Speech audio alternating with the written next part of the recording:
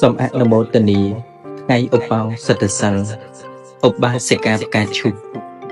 ដូរធ្វើខ្លួនឲ្យដូចជាផ្កាឈូក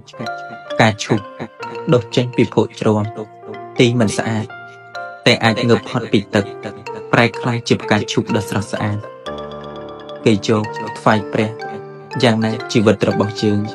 រកគ្នាក៏មិនខុសប៉ុន្មានដែរអ្វីត្បិតថាកើតមកក្នុងគ្រួសារទល់ក្រមមិនសម្បូរសម្បាយដូចគេតែត្រូវខិតខំងើបពីទីនោះឲ្យបានឆ្នៃជីវិតឲ្យប្រសើរលើកហាត់ទាំងពីរផ្កាភ្ញីក្នុងដៃជ្រះថ្លាពេកក្រៃកុដត្រៃរតនៈបូជាព្រះពុទ្ធ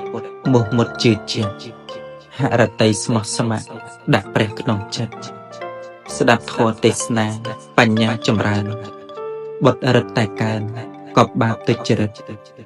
កិលេសជាមីយាជីជាប់ស្អិតលែងមកសន្ធិដ្ឋចិត្តបានរក្សាវន្ទាព្រះសង្ឃអោនអង្គក្រាបកាយសទ្ធាមិនណាយថ្វាយទៀនថ្លៃថ្លាស្អាតចិត្តសន្តានសំបានឈ្មោះថាឧបាសិកាដូចផ្កាឈូកស្រស់